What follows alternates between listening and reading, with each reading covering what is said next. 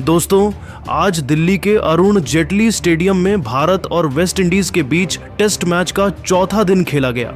यह दिन क्रिकेट प्रेमियों के लिए एक रोमांचक रोलर कोस्टर सवारी की तरह रहा, जहां दोनों टीमें अपनी पूरी ताकत के साथ मैदान पर उतरीं। सुबह के सत्र में भारतीय गेंदबाजों ने वेस्ट इंडीज की बल्लेबाजी को तोड़ने की हर संभव कोशिश की, तो दूसरी ओर वेस्ट इंडीज के बल्लेबाजों ने जबरदस्त जुझारूपन और हौसला दिखाया।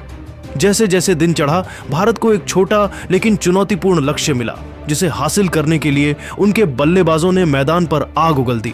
तो आइए इस वीडियो में हम आपको चौथे दिन के पूरे हाइलाइट्स बताते हैं। इस वीडियो को अंत तक जरूर देखें और अगर आप टीम इंडिया के फैन हैं तो इसे एक लाइक जरूर करें। इस वीडियो का लाइक टारगेट है 1000 लाइक्स।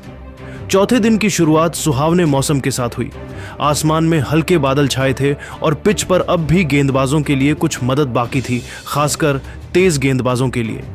हल्की नमी और पिच की सतह पर मामूली दरारें तेज गेंदबाजों को स्विंग और उछाल दे रही थीं, जबकि स्पिनरों को भी टर्न मिलने की उम्मीद थी। वेस्ट इंडीज की दूसरी पारी 44वें ओवर के बाद 173 रन पर 2 विकेट के नुकसान से शुरू हुई, जिसमें जॉन कैंपबेल 87 और शाई होप 66 नाबाद थे। इन दोनों ने तीसरे दिन 138 रनों की शानदार साझेदारी कर वेस्ट इंडीज को मुश्किल स्थिति से उबारा था। भारत की रणनीति साफ थी, जल्दी से जल्दी इस साझेदारी को तोड़ना, बाकी बल्लेबाजों को समेटना और एक छोटा लक्ष्य हासिल कर मैच अपने नाम करना। दूसरी ओर वेस्ट इंडीज का लक्ष्य था इस साझेदारी को और मजबूत करना, रनों का अंतर कम करना और भारत को एक मुश्किल लक्ष्य देना, ताकि कम से कम ड्रॉ की उम्मीद बनी रहे। भारतीय गेंदबाजों की शुरुआती सफलता 49वें ओवर के बाद कप्तान शुभमन गिल ने गेंद अपने सबसे भरोसेमंद गेंदबाज जसप्रीत बुमराह को सौंपी। बुमराह ने तुरंत अपनी रफ्तार और सटीकता का प्रदर्शन किया। उनकी गेंदें हवा में स्विंग कर रही थीं और पिच से हल्की सी मदद मिल रही थी। उनकी पहली गेंद ऑफ स्टंप के बाहर थी, जो हल्का सा बाहर की ओर निकली और कैंपबेल ने इसे सावधानी से छोड़ दिया। बुमराह ने लगातार अपनी लाइन और लेंथ को टटोला, कभी इन स्विंगर तो कभी आउट स्विंगर डालकर बल्लेबाजों को परेशान किया। उनकी गेंदों में गति और स्विंग का ऐसा मिश्रण था कि बल्लेबाजों को हर गेंद पर सोचने के लिए मजबूर होना पड़ रहा था। दूसरी छोर से मोहम्मद सिराज ने भी आक्रामक शुरुआत की। उनकी गति और उछाल ने बल्लेबाजों को शुरू में ही बैकफुट पर धकेल दिया। सिराज की गेंदें तेजी से बल्लेबाजों की ओर आ रही थीं और उनकी हर गेंद पर स्टेडियम में दर्शकों की सांसें थम रही थीं। सिराज ने अपने पहले ओवर में ही कैंपबेल को एक शॉर्ट लेंथ गेंद फेंकी, जिसे कैंपबेल ने डिफेंड किया, लेकिन गेंद उनके बल्ले के किनारे से लगकर स्लिप की ओर गई, जहां यशस्वी जायसवाल ने डाइव लगाकर गेंद को पकड़ने की कोशिश की, लेकिन वह जमीन पर गिर गई। 50वें ओवर में सिराज ने वेस्ट इंडीज को पहला झटका दिया। उन्होंने जॉन कैंपबेल को एक शानदार आउट स्विंगर फेंकी, जो ऑफ स्टंप के बाहर पिच हुई और हल्का सा बाहर की ओर निकली। कैंपबेल, जो अब तक आत्मविश्वास से खेल रहे थे, ने ड्राइव करने की कोशिश की। उनकी टाइमिंग सही थी, लेकिन गेंद ने बल्ले का बाहरी किनारा लिया और स्लिप में खड़े यशस्वी जायसवाल के हाथों में चली गई।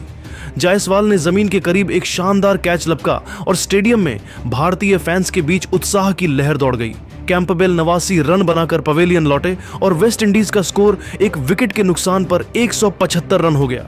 यह विकेट भारत के लिए एक बड़ा ब्रेक थ्रू था, क्योंकि कैंपबेल और होप की साझेदारी भारत के लिए सिरदर्द बन रही थी। सिराज ने अपने जश्न में भीड़ को और उकसाया और भारतीय ड्रेसिंग रूम में खुशी की लहर दौड़ गई। अब क्रीज पर आए वेस्ट इंडीज के कप्तान रॉस्टन चेज, जिनके कंधों पर पारी को संभालने की जिम्मेदारी थी। चेज ने मैदान पर कदम रखते ही सावधानी बरती। उन्होंने बुमराह की गेंदों को ध्यान से खेला और डिफेंड करने पर ध्यान दिया। उनकी तकनीक सॉलिड थी और वह बुमराह की स्विंग को समझने की कोशिश कर रहे थे। दूसरी छोर से शाई होप ने अपनी पारी को समझदारी के साथ आगे बढ़ाया। उन्होंने बुमराह और सिराज की तेज गेंदों को सम्मान दिया, लेकिन जब भी मौका मिला अपने ट्रेडमार्क कवर ड्राइव और स्ट्रेट ड्राइव जैसे शॉट्स खेलकर स्कोर को आगे बढ़ाया। होप की बल्लेबाजी में एक खास तरह का आत्मविश्वास झलक रहा था। उनकी हर गेंद पर नजर थी और वह पिच की हर गति को पढ़ रहे थे। 53वें ओवर में होप ने सिराज की एक गेंद को कवर की दिशा में खेलकर एक खूबसूरत चौका लगाया, जिसके साथ ही वेस्ट इंडीज का स्कोर 185 रन के पार पहुंच गया। 56वें ओवर में सिराज ने एक बार फिर कमाल दिखाया। इस बार उनका शिकार बने रॉस्टन चेज। सिराज ने एक फुल लेंथ गेंद फेंकी, जो ऑफ स्टंप के बाहर पिच हुई और हल्का सा अंदर की ओर आई। चेज ने डिफेंड करने की कोशिश की, लेकिन उनकी टाइमिंग गड़बड़ा गई। गेंद ने उनके बल्ले का अंदरूनी किनारा लिया और सीधे स्टंप्स से जा टकराई। चेज सिर्फ 12 रन बनाकर आउट हुए और वेस्ट इंडीज का स्कोर 2 विकेट के नुकसान पर 192 रन हो गया। सिराज ने अपने ट्रेडमार्क अंदाज में जश्न मनाया, हाथ फैलाकर और भीड़ को उकसाते हुए। भारतीय ड्रेसिंग रूम में मुस्कानें बिखर गईं और गिल ने सिराज को पीठ थपथपाकर उनकी तारीफ की। सिराज अब पूरी तरह से जोश में थे और उनकी गेंदबाजी में एक अलग ही आग दिख रही थी। अब क्रीज पर आए टेविन इमलाच, जो विकेटकीपर बल्लेबाज के रूप में एक ठोस रनर माने जाते हैं। इमलाच ने मैदान पर कदम रखते ही सावधानी बरती। उन्होंने सिराज की गति को सम्मान दिया और डिफेंड करने पर ध्यान दिया। शाई होप ने दूसरी छोर से अपनी पारी को संभाला और धीरे धीरे स्कोर को 200 के पार ले गए। होप की बल्लेबाजी में क्लास और धैर्य साफ दिख रहा था। उन्होंने कुलदीप यादव की गेंदों को भी सावधानी से खेला, जो अब गेंदबाजी अटैक में शामिल हो चुके थे। कुलदीप ने अपनी फ्लाइटेड डिलीवरी और गुगली से बल्लेबाजों को परेशान करना शुरू किया। उनकी एक गेंद हवा में तैरती हुई आई, जिसे होप ने ध्यान से डिफेंड किया, लेकिन गेंद उनके पैड के करीब थी। कुलदीप ने हल्की अपील की, लेकिन अंपायर ने इसे नकार दिया। इमलाच ने भी कुलदीप की एक गेंद को मिड ऑन की दिशा में खेलकर सिंगल लिया, जिससे स्ट्राइक रोटेट हुई। 62वें ओवर में सिराज ने फिर से आग उगली। इस बार टेविन इमलाच उनके जाल में फंस गए। सिराज ने एक शॉर्ट पिच गेंद फेंकी जो इमलाच के कंधे के पास थी। इमलाच ने पुल शॉट खेलने की कोशिश की, लेकिन गेंद उनके बल्ले के ऊपरी हिस्से से लगकर हवा में उछली। मिड ऑन पर खड़े नीतीश रेड्डी ने पीछे की ओर दौड़ते हुए एक शानदार कैच पकड़ा। इमलाच सिर्फ 8 रन बनाकर आउट हुए और वेस्ट इंडीज का स्कोर 3 विकेट के नुकसान पर 208 रन हो गया। सिराज का यह तीसरा विकेट था और वह अब पूरी तरह से जोश में थे। स्टेडियम में सिराज सिराज के नारे गूंजने लगे। सिराज की गेंदबाजी में अब तक की तीक्ष्णता और आक्रामकता देखने लायक थी। अब क्रीज पर आए जस्टिन ग्रीव्स। होप और ग्रीव्स ने लंच तक पारी को संभालने की कोशिश की। होप ने इस बीच अपनी शतकीय पारी पूरी की, जब उन्होंने कुलदीप की गेंद पर एक खूबसूरत कवर ड्राइव लगाया। गेंद बाउंड्री की ओर दौड़ गई और स्टेडियम तालियों से गूंज उठा। होप ने अपना बल्ला हवा में उठाया और दर्शकों का अभिवादन किया। यह उनकी टेस्ट करियर की एक यादगार पारी थी, जिसमें धैर्य और आक्रामकता का शानदार मिश्रण दिखा। होप ने कुलदीप की अगली गेंद को मिड विकेट की दिशा में खेलकर एक और चौका लगाया, जिसके साथ ही वेस्ट इंडीज का स्कोर 230 रन के करीब पहुंच गया। ग्रीव्स ने भी सावधानी बरती और सिराज की गेंदों को डिफेंड करने पर ध्यान दिया।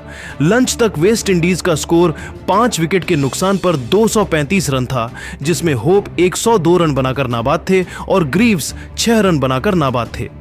भारत ने सुबह के सत्र में 3 विकेट लिए, लेकिन होप की मौजूदगी अब भी भारत के लिए चिंता का विषय थी।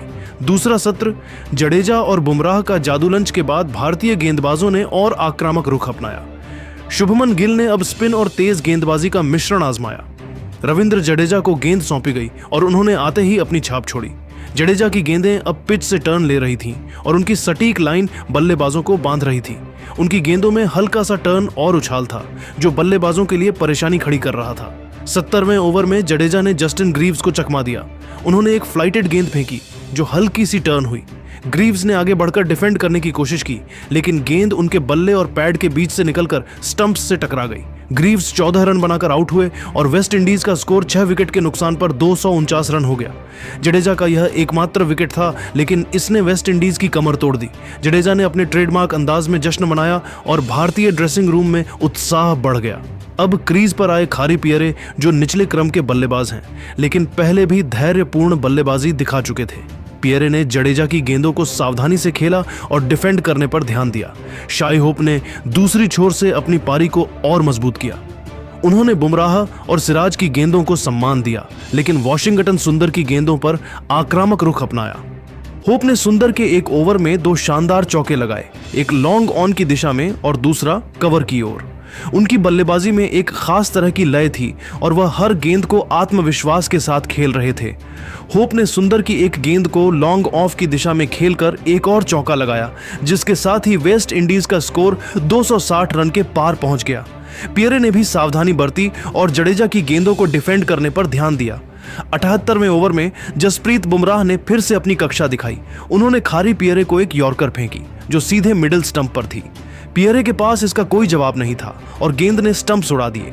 पियरे 22 रन बनाकर आउट हुए और वेस्ट इंडीज का स्कोर 7 विकेट के नुकसान पर 272 रन हो गया। बुमराह का यह दूसरा विकेट था और भारतीय फैंस फिर से जोश में आ गए। बुमराह ने अपनी बाहें फैलाकर जश्न मनाया और स्टेडियम में बूम बूम के नारे गूंजने लगे। बुमराह की गेंदबाजी में अब तक की सटीकता और आक्रामकता देखने लायक थी। अब क्रीज पर आए जोमेल वारिकन।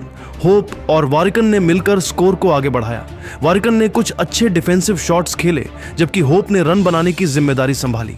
होप ने कुलदीप की एक गेंद को लॉन्ग ऑन की दिशा में खेलकर एक शानदार छक्का लगाया, जिसके साथ ही वेस्ट इंडीज का स्कोर 290 के पार पहुंच गया। वारिकन ने भी कुलदीप की एक गेंद को मिड विकेट की दिशा में खेलकर सिंगल लिया, जिससे स्ट्राइक रोटेट हुई। लेकिन 85वें ओवर में सिराज ने फिर से कमाल दिखाया। उन्होंने वारिकन को एक शॉर्ट गेंद फेंकी, जो उनके ग्लव्स से टकराकर पॉइंट की दिशा में हवा में उछली। वहां खड़े साई सुदर्शन ने एक शानदार डाइविंग कैच पकड़ा। वारिकन 10 रन बनाकर आउट हुए और वेस्ट इंडीज का स्कोर 8 विकेट के नुकसान पर 295 रन हो गया। सिराज का यह चौथा विकेट था और वह अब 5 विकेट के करीब थे। अब क्रीज पर आए एंडरसन फिलिप। होप ने इस बीच अपनी पारी को और मजबूत किया और वेस्ट इंडीज का स्कोर 300 के पार पहुंच गया। होप की बल्लेबाजी अब एक दीवार की तरह थी, जिसे तोड़ना भारत के लिए मुश्किल हो रहा था। उन्होंने बुमराह की एक गेंद को कवर की दिशा में खेलकर एक और चौका लगाया और उनकी पारी अब 130 के पार थी। होप ने कुलदीप की एक गेंद को लॉन्ग ऑन की दिशा में खेलकर एक और छक्का लगाया, जिसके साथ ही स्टेडियम में दर्शकों का उत्साह चरम पर पहुंच गया। 92वें ओवर में बुमराह ने फिर से जादू दिखाया। उन्होंने होप को एक इनस्विंगर फेंकी, जो उनके पैड्स पर लगी। जोरदार अपील हुई और अंपायर ने उंगली उठा दी। होप ने डीआरएस लिया, लेकिन रीप्ले में साफ दिखा कि गेंद स्टंप्स से टकरा रही थी। होप 138 रन की शानदार पारी खेलकर आउट हुए और वेस्ट इंडीज का स्कोर 9 विकेट के नुकसान पर 310 रन हो गया। होप की पारी ने वेस्ट इंडीज को एक सम्मानजनक स्कोर तक पहुंचाया और स्टेडियम ने खड़े होकर उनकी तारीफ की। तीसरा सत्र, निचले क्रम का जुझारूपन और भारत का लक्ष्य अब क्रीज पर एंडरसन फिलिप और जेडन सील्स थे। दोनों ने निचले क्रम में जबरदस्त जुझारूपन दिखाया। फिलिप ने बुमराह और सिराज की गेंदों को डटकर सामना किया, जबकि सील्स ने कुछ आक्रामक शॉट्स खेले। फिलिप ने कुलदीप की एक गेंद को मिड विकेट की दिशा में खेलकर एक चौका लगाया, जबकि सील्स ने सिराज की गेंद को लॉन्ग ऑन की दिशा में धकेलकर एक और चौका जड़ा। दोनों ने मिलकर 10वें विकेट के लिए 90 रनों की साझेदारी की, जो वेस्ट इंडीज के लिए एक बड़ा बोनस था। इस साझेदारी ने स्कोर को 400 तक पहुंचाया। फिलिप 48 नटआउट और सील्स 38 नटआउट रन बनाकर नाबाद रहे। आखिरकार 104वें ओवर में मोहम्मद सिराज ने इस साझेदारी को तोड़ा। उन्होंने सील्स को एक फुल टॉस गेंद फेंकी, जो सीधे स्टंप्स पर जा लगी। सील्स 38 रन बनाकर आउट हुए और वेस्ट इंडीज की दूसरी पारी 400 रनों पर समाप्त हुई। भारत को 130 रनों का लक्ष्य मिला। गेंदबाजी में मोहम्मद सिराज ने 5 विकेट, जसप्रीत बुमराह ने 3 विकेट और रविंद्र जडेजा ने 1 विकेट लिया।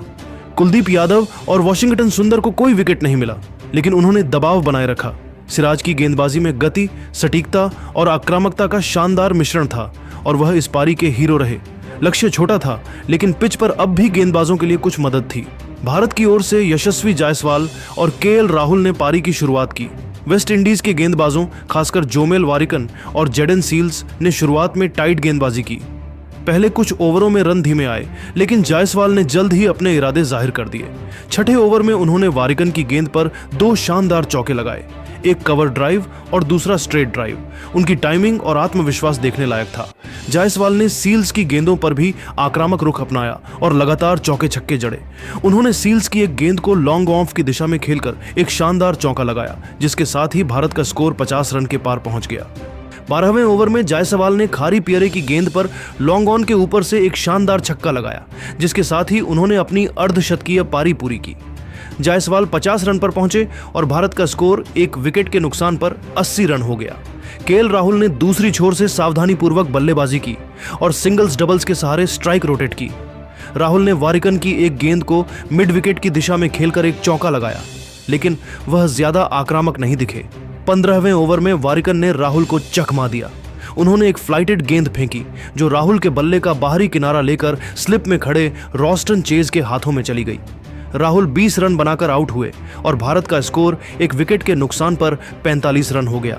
अब क्रीज पर आए कप्तान शुभमन गिल और जायसवाल ने मिलकर पारी को संभाला और तेजी से रन बनाए। जायसवाल ने पियरे के एक ओवर में 2 चौके और एक छक्का लगाकर भारत को 100 रनों के पार पहुंचाया। उनकी बल्लेबाजी में एक अलग ही जोश था और वह हर गेंद को आत्मविश्वास के साथ खेल रहे थे। जायसवाल ने पियरे की एक गेंद को लॉन्ग ऑन की दिशा में खेलकर एक और छक्का लगाया, जिसके साथ ही स्टेडियम में दर्शकों का उत्साह चरम पर पहुंच गया। 20वें ओवर में जायसवाल ने एक और शानदार कवर ड्राइव लगाकर अपने 70 रन पूरे किए, लेकिन अगली ही गेंद पर सील्स ने उन्हें एक यॉर्कर से चकमा दिया। गेंद सीधे स्टंप्स पर लगी और जायसवाल 70 रन बनाकर आउट हुए। भारत का स्कोर 2 विकेट के नुकसान पर 110 रन हो गया। अब साई सुदर्शन क्रीज पर आए, लेकिन गिल ने जिम्मेदारी संभाली। उन्होंने वारिकन और पियरे की गेंदों पर शानदार शॉट्स खेले, जिसमें एक लॉन्ग ऑन का छक्का और 2 कवर ड्राइव शामिल थे। गिल ने 50 रन पूरे किए और भारत लक्ष्य के करीब पहुंच गया।